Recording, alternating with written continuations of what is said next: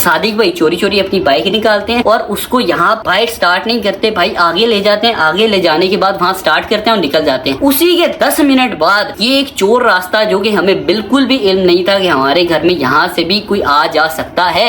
उदासी इस गल दी नहीं जरूर कि चोर सन या नहीं सी चोर। अच्छा, जेड़ा उन्होंने तरीका इख्तियार किया है ना, वो तो बड़ा अफसोस होया। अस्सलाम वालेकुम ख़वातीन और हज़रात, क्या हाल चाल है आपका? एक ब्रांड न्यू ब्लॉग में वेलकम करता हूँ। ठीक है, ये थैंक यू सो मच। ठीक है ना? हाँ ठीक है, इसको रखता हूँ यहाँ साइड पर। अभी जो ये बोतल खाली है पानी, इसके अंदर ना जिम जाकर ही भरूंगा। ये गाड़ी मेरी से कैसी आवाज़ें आ रही हैं यार, एक दफ़ा साइड पर लगा कर ना चेक कर ही लेता हूँ, क्योंकि पिछले 7-8 दिनों से चलाई नहीं है, इसीलिए शायद कोई मसला मसाइल ना बन गया हो, या पंचर शंचर या हवा शवा।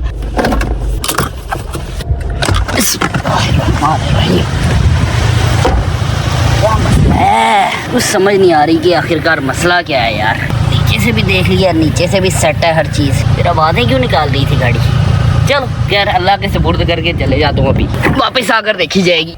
आइए जी आइए, अस्सलाम वालेकुम, क्या हाल चाल है? तबीयत से ठीक है? उठ गए हो टाइम से? Yes, bro. अच्छा, मैं जिम जा रहा था तभी मुझे जाली भाई का मैसेज आया कि ब्रो मुझे भी पिक कर लेना। मैंने कहा क्यों? कहता दरअसल नॉर्थन से वापसी के बाद मेरे अंदर एक नई मोटिवेशन आ गई है वेट लॉस करने। चलो अच्छी बात है यार। आज तो वैसे हजारों फूल बरसाने चाहिए, क्योंकि जाली भाई जिम जा रहे हैं फाइनली। इनको बहुत ही हैवी वाली मोटिवेशन मिली है। आजा आजा। तो ये दरवाजा लॉक है, दरवाजा बाहर की तरफ लॉक है। ये क्या सीन करी?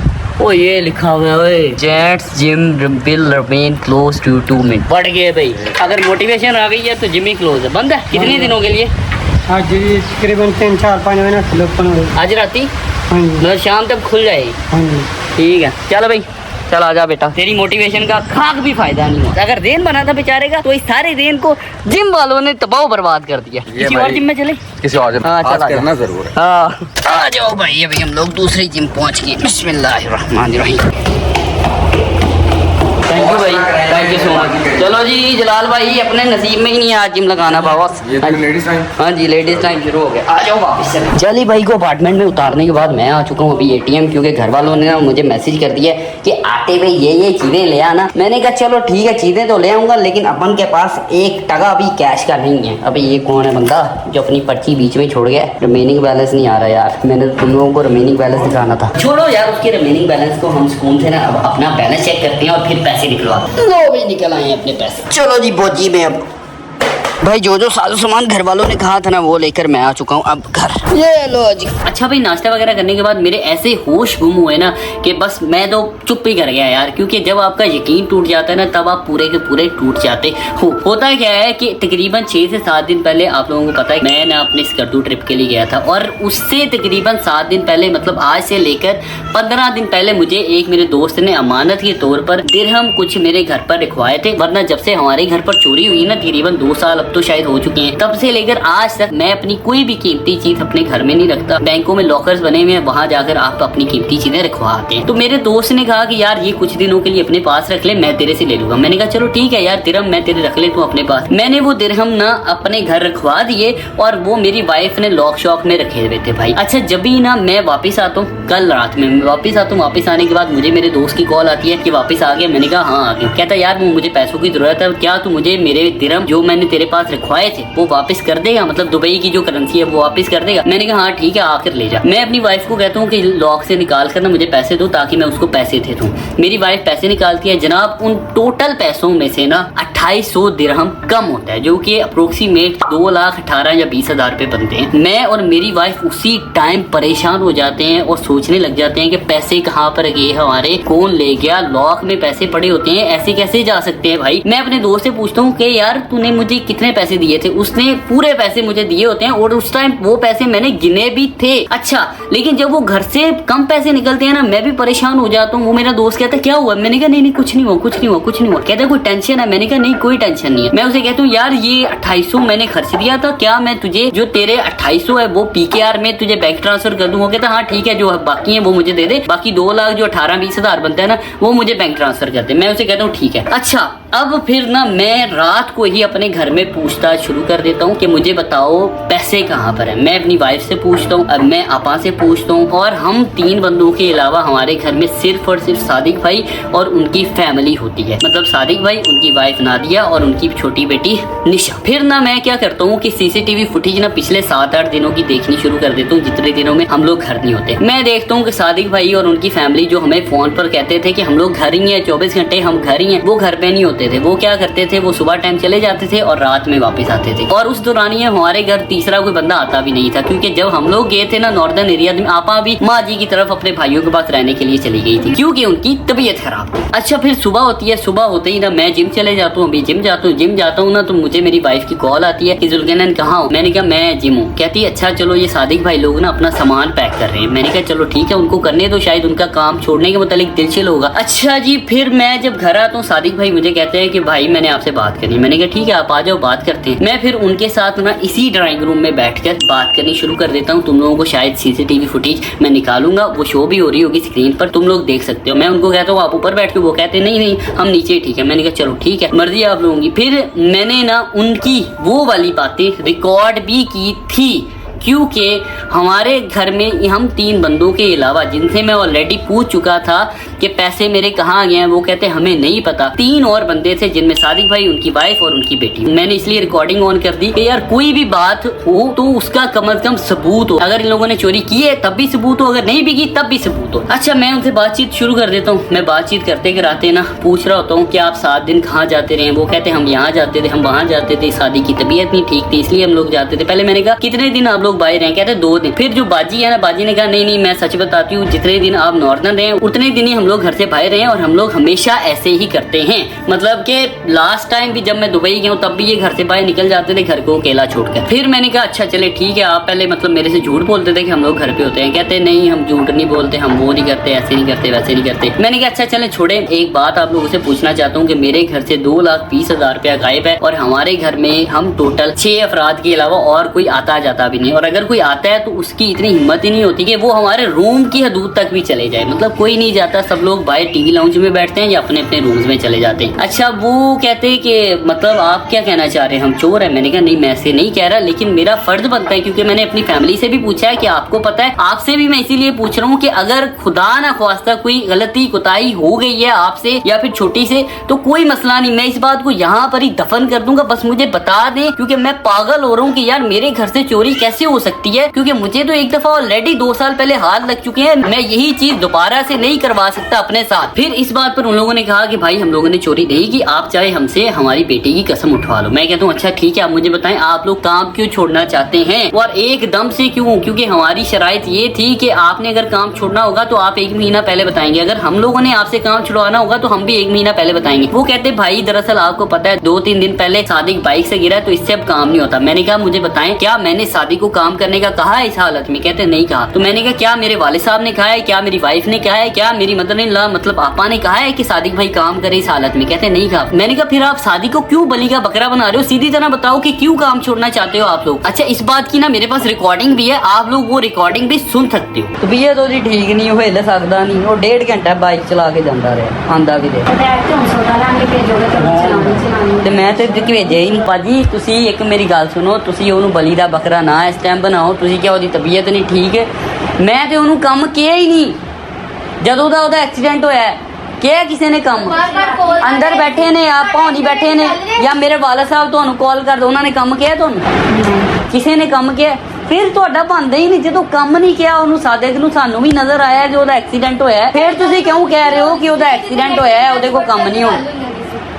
ਜਾਂ ਤੇ ਤੁਸੀਂ ਕਹਿੰਦੇ ਯਾਰ ਉਹਦਾ ਐਕਸੀਡੈਂਟ ਹੋਇਆ, ਕੋਈ ਬੰਦਾ ਲਿਹਾਜ਼ ਨਹੀਂ ਕਰ ਰਿਹਾ, ਉਹਨੂੰ ਕੰਮ ਤੇ ਕੰਮ ਕਰਾਈ ਜਾ ਰਹੇ ਨੇ, ਉਹਦੇ ਦਰਦਾਂ ਹੋ ਰਹੀਆਂ, फिर तो ਤੁਹਾਡਾ ਇੰਜ कहना भी बनता ही कि भाई ਉਹਦਾ एक्सीडेंट होया ਤੇ ਅਸੀਂ ਚੱਲੇ ਆ, ਉਹਦੇ ਕੋਲ ਕੰਮ नहीं होना। अच्छा, फिर इसके बाद ना मैं उन लोगों से सही वाली वजह जानना चाहता हूँ कि मुझे बताएं आप लोग काम क्यों छोड़ना चाहते हैं। वो कहते हैं कि भाई दरअसल ना वो शादी से मैं रेस्ट ही करवाना चाहती हूँ। मैं कहता हूँ नहीं बाजी आप मुझे सही वाली वजह बताएं। कहते हैं हमने ना एक और जगह पर ना काम देख लिया। मैंने कहा अच्छा चले ठीक है, आपको वहाँ जॉब मिल गई है? कहते जी जॉब मिल गई है। मैंने कहा चले ठीक है आप जा सकते हैं, लेकिन मेहरबानी ये करें कि मैं अपने वाले साहब से एक फ़ोन कॉल पर बात कर लेता हूँ, फिर उसके बाद मैं आप लोगों को अगली डिटेल बताता हूँ। मैं अपने वाले साहब से फ़ोन पर बात करता हूँ, बात करने के बाद मैं अंदर आता हूँ और मैं अंदर आकर कहता हूँ कि बाजी प्लीज़ मुझे शाम तक का टाइम दे दें, क्योंकि मेरे वाले साहब कह रहे हैं कि मैं आता हूँ, मैं खुद ही आकर इनसे रिक्वेस्ट करके पूछता हूँ कि अगर कोई गलती हो भी गई है तो बता दें, इस पर कोई किसी किस्म की सजा या कानूनी कार्रवाई बिल्कुल नहीं की जाएगी, इस बात को यहाँ पर ही रफा दफा कर दिया जाएगा। वो कहते हैं ठीक है चले, बड़े साहब आते हैं ना फिर हम लोग चले जाएंगे। मैं कहता हूँ हाँ ठीक है। अच्छा इसी बात पर भाई मैं ना नाश्ता करने लग जाता हूँ। मैं नाश्ता कर रहा होता हूँ तभी मुझे सादिक भाई फिर से बुलाते हैं। मैं कहता हूँ जी सादिक भाई। सादिक भाई कहते हैं यार भाई हम लोग सच बताएं तो इतने दिन इसीलिए जाते रहे हैं क्योंकि हम लोगों ने ना यहाँ साथ वाले मोहल्ले में ना एक काम देख लिया, वो कोई डीएसपी साहब है, उनके यहाँ हम लोग ना जॉब करते हैं, वहाँ हमें जॉब मिल गई है, तो मुझे थोड़ा सा टाइम दें ताकि ना मैं आधे घंटे 40 मिनट में वापस आ जाता हूँ। मैं उनको बता आता हूँ कि भाई हम लोग आज नहीं आ पाएंगे, कल आएंगे। मैं कहता हूँ अच्छा ये वजह है, कहते जी। मैं कहता हूँ सादिक भाई आई एम सॉरी,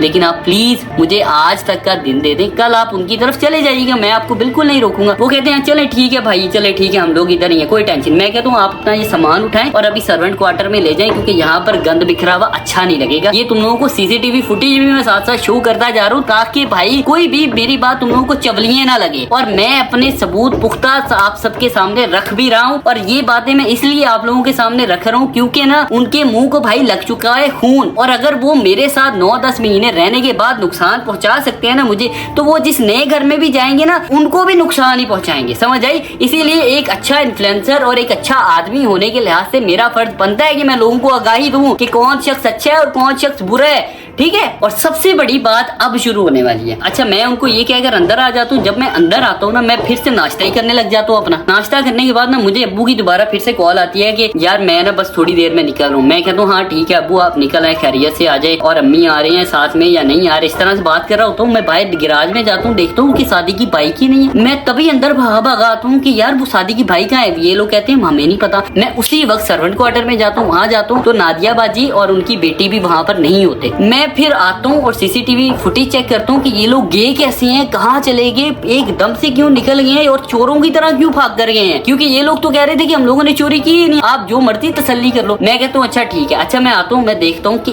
1:32 पर सादिक भाई चोरी चोरी अपनी बाइक निकालते हैं और उसको यहाँ बाइक स्टार्ट नहीं करते भाई, आगे ले जाते हैं, आगे ले जाने के बाद वहाँ स्टार्ट करते हैं और निकल जाते हैं। उसी के 10 मिनट बाद ये एक चोर रास्ता जो कि हमें बिल्कुल भी इल्म नहीं था कि हमारे घर में यहाँ से भी कोई आ जा सकता है, जो कि आज इन लोगों ने मुझे दिखा दिया, और उसकी सेफ्टी का इंतजाम भी मैंने भाई कर दिया है, अभी कर दिया है, क्योंकि ये चीज मैं आगे आने वाले वक्त में बिल्कुल नहीं हैंडल कर पाऊंगा। अच्छा जिस चोर रास्ते से वो लोग गए हैं ना, जिसकी कि मुझे समझ ही नहीं आ रही थी कि वो गए कहाँ से हैं, उसकी भी मैंने वीडियो सीसीटीवी फुटेज निकाली है कि वो कौन से रास्ते से गए हैं। ये तुम लोग वीडियो देखो और साथ साथ मैं तुम लोगों को एक्सप्लेन भी करता हूँ कि ये हमारी सीढ़ी है, सीढ़ियों के साथ ना एक ऐसे ना वॉशरूम की छत बनी हुई है, वो वॉशरूम की छत पर पाँव रखते हैं। फिर हमारे नेबर वाले 2 घर हैं, उन 2 घरों की दीवारों से ऐसे जैसे मैं चलकर जा रहा हूँ ना इस तरह से चलकर जाते हैं, और चलकर जाने के बाद मेरे घर से तकरीबन तीसरा बैक साइड वाला प्लॉट है, वहां पर छलांग लगाते हैं और सादिक पहले जाकर उस जगह पर खड़ा होता है और ये लोग उससे 10 मिनट बाद जाते हैं और चोरों की तरह घर से भाग जाते हैं। अच्छा फिर तभी मैं